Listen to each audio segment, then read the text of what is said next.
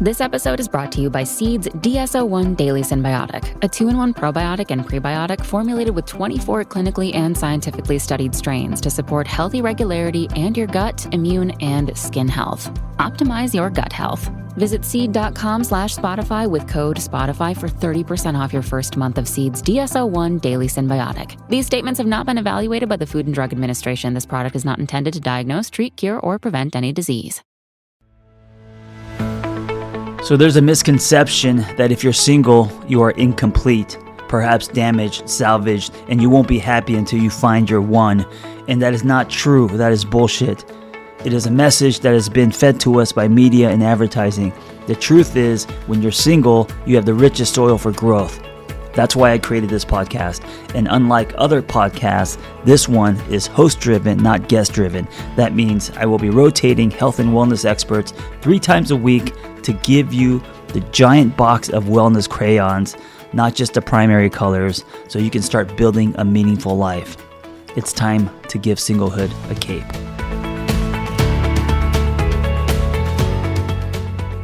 You are in for a treat today. I'm super excited to introduce today's host, Dr. Nina Polyné. She sits with me on the Wonder Mind Advisory Board, and she is California-based, like I am. We're both Tupac and West Coast. She's a licensed clinical psychologist and business consultant. She's inhabited many professional roles, such as a clinical professor, author, and speaker. And she helps her community by highlighting and translating the relationship between emotional, physical, and spiritual wellness in order to explore and discover our most authentic, empowering selves. Additionally, she is a couple therapist expert and enjoys helping individuals create mindful, healthy, and playful connection. I think we need more play in our lives for sure. Her intention is to break down important wellness topics while mixing it up with her vivacious personality and spirited humor. Dr. Nina can be found on Instagram at DrNinaPolyne. And she may be spitting something on her own, or she may be bringing on a guest. Either way, you're going to love her. There's so much wisdom in not only what she says, but also I love how she presents herself. Enjoy. What's up, everybody? It's your Single on Purpose host, Dr. Nina. Welcome to today's episode titled, My Bestie is on the TV Screen. I know you're probably wondering what this title means, but if you've consumed any media throughout the course of your life, this episode is for you. Even if you haven't, I know you will find this conversation captivating. So, all my besties on the TV screen are extra fabulous, so I'm wearing an 80s gold leather jacket to pay homage. So DM me your favorite TV characters. I'd love to hear which ones have impacted your life in a meaningful way. So I could not be more elated to welcome my very special expert guest to help me explore this topic and unpack it thoroughly. Dr. Bradley Bond is an associate professor and chair of the Department of Communication at the University of San Diego. I'm going to have him introduce himself in just a moment, but I'd like to share more of my personal perspective. So Dr. Brad and I have known each other for almost 20 years. Maybe it's 20 years at this point. Yeah. Yes, I'm aging myself at this point, but it's worth mentioning because friendships that last this long are few and far between. And I cannot be more grateful for his presence in my life. He's incredibly smart, witty, and fun, and he has a creative edge, which I hope he shares more about on this podcast today. He's thrown the most incredibly themed parties and he's always been welcoming to any individual, no matter your background. I always felt at home when visiting him, and I know his large community feels similarly. He had a big birthday last year, and I swear there were hundreds of people in that room. So that speaks to his incredible impact on so many of us. So what's up, Dr. Brad?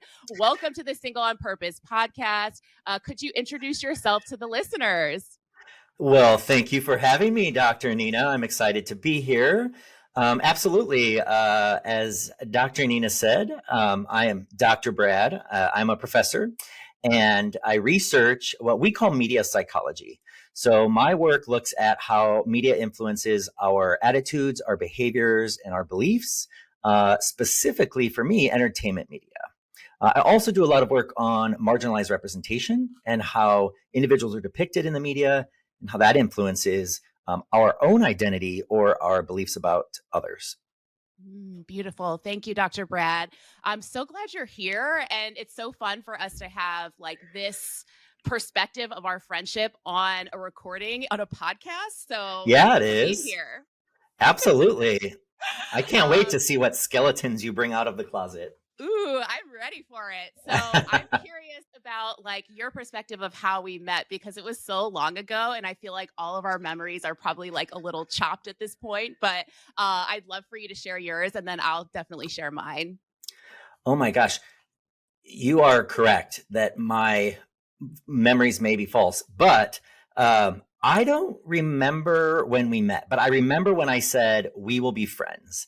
And that was at a Halloween party that I was throwing because Halloween is among my favorite holidays. And you came in a Tina Turner wig that was so spot on, and you just rocked it all night long. And I thought, that woman and I are going to be friends. And so that's definitely the standout moment, regardless of when we actually first met. That was the standout moment. Yes. So I feel similarly. I think it was that event where you were hosting this incredible party. And it was the kind of Halloween party where like no one comes with a costume that's bought at a store. I felt like everyone really thought through their costume. They took it seriously. They were sewing for weeks, I'm sure, to like make the perfect costume. But I do remember that exact moment. I was like, oh, is this Tina Turner wig and like this outfit too much? And then I came to this party and I was like, oh, I'm right where I need to be because everyone here is coming correct. And I remember us having this exchange where we were dancing and having fun. And we had that moment where we were like, yeah, we need to be friends. And I think we all like, you and I have similar friends just in general, just like the vibe of our friends that we have. Everybody is so down to earth, like super smart, down to earth, very unique, very creative. And I think that really speaks to our communities. We share a lot of the same communities. So I was so grateful that I met you and we've had so many incredible memories since then. That is true. There's something about being in costume that just makes you vulnerable. Yeah. And so you're like in a state of meeting new people. Why not? Because you're dressed up in something ridiculous. Or at least mine's always ridiculous. Your costumes are always incredible. Do you have a favorite costume? Like, do you have one costume that stands out to you as like, oh yeah, this one I really hit the mark? So I absolutely did not hit the mark, but my favorite costume ever was when I was an undergraduate student and much thinner than I am right now. I just wore a thong and then we painted my body head to toe in what gonorrhea looks like microscopically. And so I went as gonorrhea for Halloween and everyone was just like, what kind of a weird spotted animal are you? And I was like, no. Gonorrhea. And no one found it entertaining except for me, but I thought it was the most brilliant thing I had ever come up with. Okay, that is incredible, brilliant, unique, all the things. And I could see you doing something like that. And I think that it's like, it speaks to your creativity, right? Like who would think to do that? But like you would. And I think that's what you always keep us on our toes, Dr. Brad. So thank you for being that person in our lives. I try. So I'm interested about like, this podcast is called Single on Purpose. So I always like to ask our guests, whether they're with someone or not, like what advice do you have for someone, in order to live their best life, especially if they're single? I think that especially today, as someone who studies media and who knows how much time we spend with screens and how much time we spend engaging through technology, I think being mindful is the most important thing for maintaining a sense of identity and well-being as an individual. Almost again, regardless of if you're in a relationship or not. But it is becoming more and more difficult, in my opinion, for us to take a step back, to live in the moment, to reflect on the moment, rather than thinking about what we should be doing or what's next or what's ahead. Because our media environment encourage us to do that. So the idea that we can like take a step back and be mindful, to me, helps us live our best life. You are speaking my language, Dr. Brad. I love being mindful, and I think it's so important. And like you said, like we may not always be in the moment, but like how do we step back and say like, oh, I've gone too far in the future right now, or I'm way, way back in the past. How do I get back to the present moment? And I think that's so incredible. And especially now that I'm thinking about so many unpredictable moments, the pandemic, we have a lot of layoffs in tech happening right now. And it's just so much that's we don't know what to expect in terms of life. And so your advice to staying present and being in the moment is incredibly important. So thank you. I'm wondering, I'm also a big music fan, so I love to talk about music. So, is there a music artist that you're currently excited by? I know you're a big music fan too, so I'm really interested to hear what's like in your Spotify these days. Oh my. This is not embarrassing, but Never embarrassing. but I will tell you that right now, it is actually a specific song from a specific artist, but I am obsessed with the Jonas Brothers' new song, The Waffle House. Okay, I haven't heard it. I don't know why. Well, I will tell you, I love upbeat songs. I love bubblegum pop. I love songs that make you feel like you're probably going to skip instead of walk. And this is one of those songs, but the whole premise is about having really deep conversations at the Waffle House. And for listeners who are unfamiliar, the Waffle House has a huge role in my development, really, as like an adolescent, because I grew up in Southern Illinois, and throughout the South, there's a Waffle House at every freeway exit. And Waffle House transcends race, class, gender. Everybody goes to the Waffle House. And so this song just kind of hit home, but it also hit home in that really upbeat kind of poppy way. And I can't stop listening to it. And I'm not ashamed to say that I am currently obsessed with the Jonas Brothers' new single. Well, I am so excited to hear this song. And I just love the background of the song too. Cause yeah, I remember going to the Waffle House when I was a kid. And it is sort of like, I know for my family, it was like on Sundays, every Sunday we would go. And it's like something Oh, you look forward to, you know, like you're just like, okay, I had like this random cereal all week long, like Lucky Charms or whatever. But like on a Sunday, I was going to get some waffles and like throw down. So I love that yeah. you have that song and I'm going to look forward to listening to it. I would say for me, like I've been really into disco and like I was not born in the I was like not around in the 70s era, you know, but like there's something about disco that like really makes you just forget your troubles. And it's like the beat to every single song just makes you want to dance. And I think it just, I don't know, it just takes you to a different place. So do you listen to disco or do you have any like disco favorites? I love that you're sharing that you are currently into disco while you're wearing a metallic gold jacket. Like Yes. you you could easily be a disco star You know in what? your I'm going to outfit. quit my job and be a disco queen. That's probably a thing still, right? Yeah, I feel like there has to be someone out there that's hiring for a disco queen. Yeah,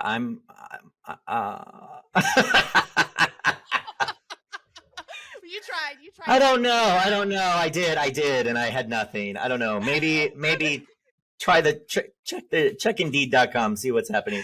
Yeah, let me Um, check that out. but the jacket checks. The Thank jacket, you. Thank you. Thank yeah. you, Brad. That means a lot coming from you. I appreciate your compliment. So in terms of celebration, I've been like really into celebrating myself and it's become a practice for me because I am like you were kind of saying like I'm one of those people who I think a lot about the future, my goals that I'm setting, and every year I'm kind of like okay, what are the goals that I want to hit for this next year? And I've in the course of my life spent less time thinking about all that I have accomplished either on my mental health or just like you know tangibly what's happening in my life. And so I've been spending a lot of time thinking about like how can I celebrate myself and Yeah. take in those really beautiful moments. And yeah, like kind of suit myself up a little bit. But I'm curious how you do that for yourself. Like, how do you celebrate yourself? So that's such a great question. The first thing that comes to mind is that I have a sweet tooth, Mm. and so I will celebrate myself in both kind of very small, minute kind of ways and in really bigger kind of life objective kind of ways with sweet treats. So actually on my way into the office today to chat with you, I said, oh, I get to talk to Dr. Nina today on this podcast. And I'm so excited. And that's an accomplishment that I'm so excited to do and proud of. So I stopped and got coffee at one of my favorite spots that I only reserve for days that I feel like I can reward myself. And even those small things like that are really meaningful to me. So my favorite donut shop, my favorite coffee shop, my favorite candy shop, those are things that have to be taken in moderation. And so I find that if I use those as a way to celebrate me and my accomplishments, then it works. Yeah, I think that's really good that you do that, because otherwise every day is Groundhog Day and we're just like kind of running through the mud. And I love the fact that you kind of stop and celebrate yourself with something like a treat. Like I love the coffee. I know you're a big coffee fan. So is it hard for you to just like hold off for those special moments? It can be, yes. And those moments where it is hard, you have to remind yourself that that life is difficult and that we all have obstacles, and that maybe I need to like reevaluate what I'm rewarding myself for, right? It doesn't have to be a monumental occasion. Right. It can be something that, I think it wasn't long ago, I had a to-do list of like 6 things for the day and I accomplished 2 of them. But I told myself, you not only accomplished those 2, you managed to do them well, and you didn't get the to-do list done, but you made progress, and that's worth rewarding. And I think that that's really important. That's so important. And I think we lose sight of that. So if you're listening out there and you feel like, oh, I really didn't accomplish much today, take Dr. Brad's advice that even if you accomplish something small, maybe if it's you just woke up and you got out of bed that day, that's worth celebrating. And so thank you, Dr. Brad. I think that's really incredible. And I think we can all use some of that in our lives. Quentin here runs a sustainable clothing brand. Hi there. He's excited that his shipping company, FedEx, has set a goal of having carbon-neutral operations by 2040. Impressive. When an influencer tweeted about his recycled bamboo t-shirts, Quentin unexpectedly became quite popular. I'll take it. He uses FedEx to reach new customers around the globe while making Earth a priority. FedEx, where now meets next. So I'm ready to get into the episode and hear more about your profession, Dr. Brad, what you do, and why our bestie is on the TV screen. So are you ready to do that? Absolutely. Let's go. So Dr. Brad, my first question is, I'd love to explore with you, why do we care about our perception of TV characters? Like, why do they even matter? Yeah. So as I mentioned, my research is in this subfield in communication that we call media psychology. So we are studying the influence of media on the way that we think. And I became really fascinated by a concept that we refer to as parasocial relationships several years ago now, when I was studying how teens learn about sex from the media, sexual norms, sexual behaviors. And we know that teens turn first to their friends to learn about sex, and second to the media. But there's this concept, parasocial relationships, that argues that sometimes television characters, celebrities, fictional characters in other media can feel like friends. We can develop this social emotional bond that's very similar to a friendship with people who we've never met in real life. And in the case of fictional characters who may not even exist in real life. And so I became really interested because I thought, well, if teens learn about sex from their friends, but there are certain characters and celebrities who we feel like they are our friends, are we more likely to then learn about sex and sexual norms from those characters? That led me into this rabbit hole of studying this concept of parasocial relationships. And I find it particularly fascinating because I think I am so invested in my own relationships. And I was a TV kid. I have to admit that I was raised by a single mom, and that TV absolutely was a parent for me. And we often joke in social science that, we don't do research, we do me search, and that there's something about the research we do that is that stems from our own experiences and our own lived experience. And I think that that's true for me. I have had a long relationship with television and became really interested in this idea. Arguably, evolutionary wise, these relationships exist because television and media in general have evolved at a much more rapid pace than the human brain. So, film was around in maybe 1900. Television was invented in the late 1940s. And by the mid 1950s, 90% of homes in the US had a television. If you think about that, from the mid 1950s to today, television, video games, virtual reality, film have evolved immensely. And the argument behind why parasocial relationships exist is that our brains have simply not evolved at the same rate that media have. So when we see a person's face, we interpret that as a person. We interpret personhood, regardless of whether that's somebody you're meeting in real life or somebody that you're seeing on a screen.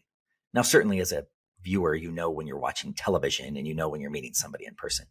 But in terms of processing faces and understanding personhood, very little happens in the brain differently from processing a person in real life versus a person on screen. So we develop these social emotional bonds with characters, with celebrities, with people that we've never met because it's natural. It's natural for us to want to develop relationships with other people. It helps us sustain society. And so we do that with characters and celebrities.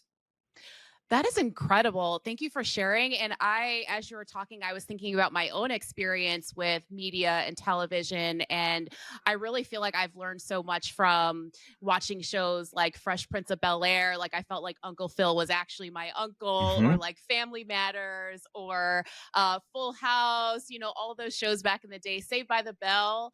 And also my siblings and we would sneak and watch The Real World. Like we weren't old enough to really watch it, but I feel like we learned about sex and relationships through watching Real World. And so it's so interesting that you brought that up. Did you have any shows in your past that you kind of watched and related to in that way as you were growing up and developing? So as I began to study this topic and reflected on my own experiences, I absolutely had a parasocial relationship with Alf. Yeah, I know, an alien puppet on a 1980s situation comedy. I think it may say something about my own personality that a snarky, foul-mouthed alien is who I thought was my friend. But as an only child growing up, I also I had engaged in imaginary thoughts about what if Alf were living in my house, and what would Alf do, and how would Alf and I engage? And when Alf did something that made him happy, I was happy. When Alf did something that made him sad, I was sad. And that's formulaic for this idea of kind of having these relationships. So as a kid, that was absolutely kind of the strongest parasocial relationship that I likely had. Incredible. And now I have to go back and watch those episodes to see the attitude, because I bet I can make some connections because I know you personally. But yeah, it's really cool that you've also created a career for yourself based on interests that you've had growing up. Like you took that and you evolved over time, and then you created a profession out of it, which a lot of people struggle to do. Sometimes they're thinking about okay, the pressure of my parents, and my parents want me to be this kind of individual or have this kind of career. So I'm interested in more of as you grew up over time, it sounds like you found your niche. What kept you there? Were there any sort of other job opportunities you had, or other ways that you might have considered going in terms of career? And why did you pick this one? That's a good question. I think as an academic, what initially kind of, as you said, kept me here and still does are the unanswered questions. So as somebody who engages in research, every good research study that I conduct looking at this topic leads to more questions than it does answers. And ultimately that is invigorating. That's motivating. And that's why I keep doing what I do. I also think we've reached a point in understanding the value of interpreting how media messages influence audiences that the industry has taken note. And so I have been doing more work with the media industry in talking about these kinds of portrayals and why they matter. And I think that if we can make inroads in terms of better representation, that's also really, really important. Incredible. And yeah, that's something that I've admired about you since I've known you, is that you've been very passionate about what you do and your studies, and also just all the questions that you ask. And it's clear to me that you're in the right place, and I think a lot of people struggle with that. And Yeah. I think that's really inspiring, that you've always been a person that, like, you're going to go after that goal. And then you're also going to make it, I guess, more digestible for everyone else, especially because you're teaching, you're engaging other people and getting them interested in the topic and relating it in a way that makes sense to each individual. Like, even as you were talking, I was thinking about my own experience, and I think that says something about the way that you communicate, which is why you're a director in the field of communications, because, like, it makes sense. And I love that you are so passionate about what you do, and you've stuck on that road to help other people, and that other people have seen your passion, especially in the consulting work that you do. And I'm sure that lights them up as well. I hope so. Like I said, it's motivating for me to think that our work in academia can actually better the lives of media consumers. I mean, that's the ultimate Right. goal for me. Right. So there have been well, actually, I want to ask you this question. So, how can media narratives be helpful for marginalized communities? So, you talked a lot about representation. So, if we're thinking about, like, the LGBTQ plus population, or the Black and Indigenous populations, Latino, Latina, the elderly, how can the media, be helpful to them? Yeah. So, in terms of the concepts that I study, this idea that we develop these socio-emotional bonds with characters on screen that are very similar to real life friendships. For decades, we thought that those relationships might compensate for a lack of real life relationships. So there was this belief that if you're lonely, if you have a very small social network, that maybe media characters or celebrities would kind of supplant that, would make up for that lack of a strong social connection. And research that looked at that was never supported. In fact, sometimes it was the inverse. And over time, we actually made the argument that people who have strong social skills, people who have the psychological toolkit needed to make friends easily and to stay in contact with a lot of friends simultaneously, those are also the people that develop the strongest parasocial relationships. And that also is logical. That makes sense, that if you're just really good at making friends, then you're also really good at making friends with characters. But what I have found is that that idea of compensation does actually work if we're looking at marginalized populations. So some of my work with LGBTQ young people has shown that when they report that they don't have other queer people in their lives, they don't have other friends in their social network who identify as LGBTQ, that they are more likely to have a strong parasocial relationship with a fictional character or celebrity who identifies as LGBTQ. And that they also are more likely to report that if they could, they would turn to that celebrity or fictional character for advice on a range of topics, from school to relationships to religion, that LGBTQ youth who lack that connection in their interpersonal lives are really seeking it out in media representation. And so that compensation hypothesis, this idea that our media characters might compensate for a lack of social connection, not supported in the general public. But when we actually look at marginalized populations, we see that that is indeed true. I've done some anecdotal work with people who are homebound and who have mobility issues. And as their interpersonal networks kind of start to weaken, because eventually your friends visit less often and you spend more time alone, that they have started to also develop really strong parasocial connections to media characters that they see on screen regularly. So this idea of our parasocial relationships can be a really strong socialization agent for individuals with some aspect of a marginalized identity.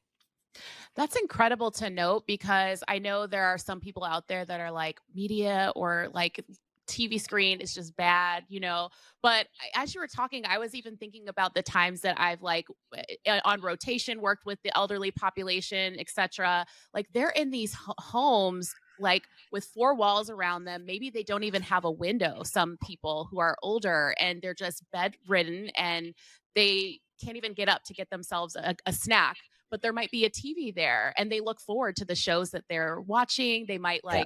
every single week watch a certain talk show and it means something to them. So I think that's so important that you're sharing that. Yeah, absolutely. These connections are typically healthy. Even when I'm doing this research and we ask people to talk about their parasocial others, their favorite characters or celebrities, I will often get participants in research that start their anecdotes by saying something like, well, I'm embarrassed to tell you this, but, and I'm always like, no, there's no reason to be embarrassed that like human beings seek social connection. It's part of being human, and that we don't stop seeking social connection simply because we see faces on screens, and that it's perfectly normal. Yeah. And you were talking a lot about queer youth and how there weren't a lot of, maybe if they don't have a community of other friends who identify similarly, and how that might be helpful, like TV characters might be helpful to them. That's something that you've seen in the research and also like throughout just all of your research, or is this like something that is just brewing now? Is this like throughout, like longitudinally, this is the case? Yeah, great question. So a lot of the studies I've done with queer youth are cross-sectional surveys. So we're correlating their parasocial relationships with other variables. And what we're finding is that the findings are consistent. So that for queer young people who are seeking that kind of connection or who have a strong social need, they're finding those social needs on screen if they can't find them through their interpersonal network. So oftentimes So incredible. Yeah. Okay. So, Dr. Brad, my next question for you is, why do you think we become so wrapped up in the lives of celebrities? I feel like if they break up, if they're getting married, or if someone passes away, we're all involved and we want to turn on the news. We want to get all the pictures or all the information. Why do you think that is? And just from your own professional background, I'd love to hear more. Yeah. So if we have these parasocial connections with celebrities, then it would make sense that we react to them in the same way that we would react to our interpersonal others. So when something really positive and exciting happens to our favorite celebrities, we can be really happy and excited about it. And when something really bad happens to one of our favorite celebrities, or they engage in deviant behavior, that can make us reevaluate our relationship with the celebrity, just like it would with a real life friend. I had somebody ask me this recently because apparently, this is anecdotal evidence, there are shrines being set up of flowers in a few areas in New York City for the breakup of Taylor Swift and her significant other. So, wow. Yeah, people are literally bringing flowers out into the street to mourn Taylor Swift's relationship ending. And it is representative of these strong emotional bonds that we have with people that we don't know. And we want to act, we want to feel better ourselves, right? Like we want to be in a positive emotional state generally. And so if we are saddened by something like this, then maybe we take action. If we're angered, maybe we take action. And, we saw Britney Spears fans protest her conservatorship and stand outside of courtrooms for hours on end with signs. And that kind of a behavior is something you might do for your friend. And so it makes sense that it would be something that we do for people on screen that we also think of as our friends. That makes a lot of sense. I'd say personally, I was a part of the Free Britney movement and hashtag Free Britney. I was really excited when things went in her favor. We hope the best for you, Brittany. And yeah, I do feel like very connected. I remember when remember like the J-Lo, Jen and Ben situation, then they got back together. It's like you get so involved in these situations. And even, unfortunately, when Kobe passed away, it's like I'm not even that big of a basketball fan, but I obviously know how incredible he is and felt devastated. I still remember where I was when I found out that he had passed away. And so it makes sense to me why these moments are so pivotal, especially with people that we identify with on screen. So that's really Yeah. incredibly interesting. Yeah. This episode is brought to you by Seed's DSO1 Daily Symbiotic, a 2-in-1 probiotic and prebiotic formulated with 24 clinically and scientifically studied strains to support healthy regularity and your gut, immune, and skin health. Optimize your gut health. Visit seed.com/Spotify with code Spotify for 30% off your first month of Seed's DSO1 Daily Symbiotic. These statements have not been evaluated by the Food and Drug Administration. This product is not intended to diagnose, treat, cure, or prevent any disease. Yeah, and we've always had these connections to celebrity. That's not new. We had connections to film stars in the 1920s, television stars in the 1950s. But what is unique about today's media environment is the aspect of social media and the fact that somebody like Kobe Bryant is a basketball star, but would also have been on Twitter and Instagram. And so we get these small glimpses into the backstage that we never got before, right? If you were a fan of a pop star in the 1980s, you listened to their music, and maybe every now and then you saw an interview on a late night show, or you got to read about them in Rolling Stone magazine. But they were these glimpses that there was a much greater duration between these kind of glimpses. Today, if you have a favorite pop star, they likely tweet multiple times a day. They're posting photos of their home or their pets or their vacations on Instagram. And so we get this constant loop of information that is considered personal. So it makes it way more likely that we are going to start to develop this connection that we feel like we know them, right? Like I've seen Lady Gaga's dogs many times on Instagram. That only builds the belief that I know her, right? And that I find similarity with her because I know what her kitchen looks like and I know what her dogs look like. And that's not something we were privy to prior to social media. And so it has really altered these relationships such that they may be more intensified when, as you said, when someone dies or when something happens to a celebrity. Right. And thank you for bringing up that point about the fact that it's not just TV, but how social media really expands what we know about celebrities, their lifestyles, what they eat, right? They're like tweeting about what Yeah. they ate for breakfast. So you like really know everything about these people. And so, yes, like we become really engaged and involved in their lives just as we would with maybe someone that we know personally. So that makes a lot of sense. And also it's a little creepy.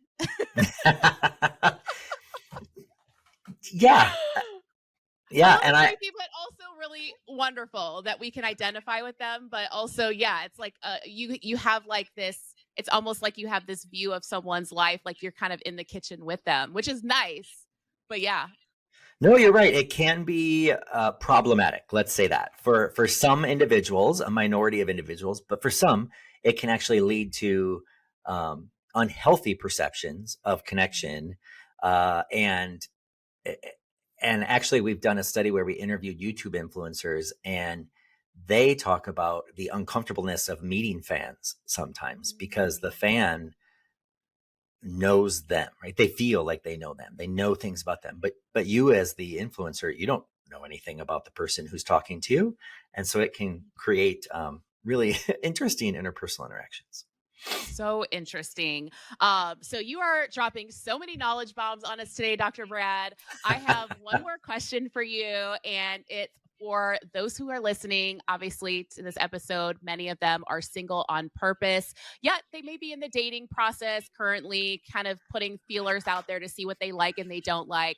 So how do the shows we watch on TV influence the attractions we may have on potential dates? Oh, wow. That's a great question. So I study parasocial relationships as friendships. And arguably, that's kind of how we define our connections to media characters. But research has shown that that connection doesn't have to be a platonic friend connection, that we might see particular media characters as paternal. We might see them as kind of parental figures. We also might see them as potential romantic figures. So one of the things that's really interesting about parasocial research is that there's this line of studies that look at parasocial romance and the idea that we kind of experiment and play with our dating relationships by engaging in imagined interactions with characters or celebrities that we might be attracted to. And in fact, at least in US culture, that is incredibly common for adolescents, right? Like many people would report that their first crush was actually on a pop star or a television actor. And that as an adolescent, we then go through some kind of imagined interaction where we think about what it would be like to go on a date with them or make them dinner. And it's a way of experimenting with relationships that is incredibly low risk, right? There's no fear of rejection. There's no fear of engaging in behavior that's going to be misinterpreted. And even as adults, we still kind of engage in these imagined romantic interactions with celebrities. And so it can be a safe playground, which is kind of interesting. In terms of television's influence on our actual in-person dating behaviors, there's a fair amount of research that looks at reality romantic programming in particular, and how how reality programming can create perceptions about what romance is supposed to look like. Yeah, I'm even as you're talking, I'm thinking about like those shows like The Bachelorette, The Bachelor, and they have these like really, romantic views of like the ways people go on dates and these like expensive, they fly in these bands to play for them as they're dancing and all the candles. And then you think that's sort of how dating might look. Yeah. So it makes sense. Yeah. And this line of research actually started quite a while ago by studying the Disney princess genre. Oh, and, yeah. and arguing that young girls were developing this misperception of what relationships look like because of the formulaic Disney princess story. And more modern research has actually used the same premise and kind of the same theories to study that with shows like The Bachelor, that it's not just Disney princesses anymore, that, as you said, it's these shows like The Bachelor that create these unrealistic expectations of what relationships look like. We then normalize those, and in turn, our own experiences never live up to those expectations. And so Right. we're unsatisfied because, as you said, they're not flying us around in helicopters to go to bands that are going to play just for us while we dance. That's not what a typical first date looks like. At least none that I've had. Yeah, same for me. I've never had a first date or any kind of date like that. And I was even thinking as you were talking about, I wonder, I don't know the research on this, but I wonder about how those kinds of shows like The Bachelor and The Bachelorette have shaped dating culture in general, because it's like you have these 30 contestants lined up and you're giving roses to only a certain amount of people. And how are we doing that within like dating apps, or like how are we approaching dating in similar ways? Or maybe we're not. But yeah, I'm curious what the research is on that, which I don't know if anyone studied that, but it is interesting how it's shaped our culture of dating in general.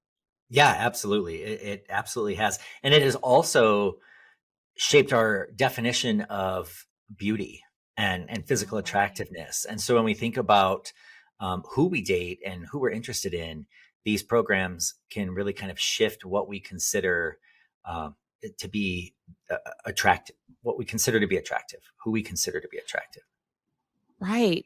Everyone's just out there influencing. And filters galore, right? All the filters that we have. Absolutely. On social media now. Why not? Yeah. So Dr. Brad, this has been so enlightening. Thank you for sharing your knowledge with us. And also just thank you for being such an incredible friend. You're just amazing in all aspects. And I'm just so glad to share this room with you today, this virtual space. Right back at you, Dr. Nina. Every word. So where can people find you, Dr. Brad? Oh, people can find me at bradleyjbond.com, and you can learn more about my research or reach out and contact me there. Important. Yeah. And also, like, if anyone wants to do consulting work with you, they can go through your website as well. Yes, absolutely. Okay, wonderful. So you can find me, Dr. Nina, at Dr. Nina Polyné on Instagram. I'll also place all of our information for myself and Dr. Brad in the show notes. Any final words or last words, Dr. Brad, from you? That's such a pressure-filled question. It could just literally be like, bye.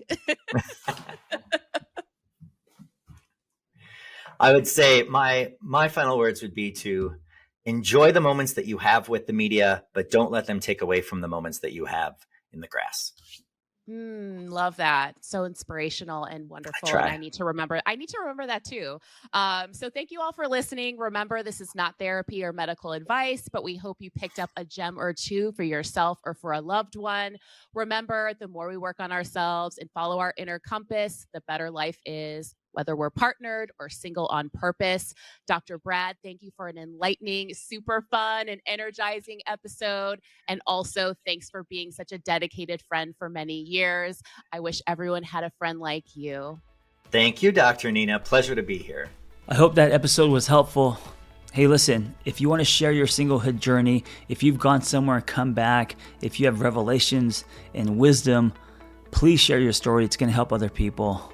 Nothing makes us feel more connected than hearing other people's stories.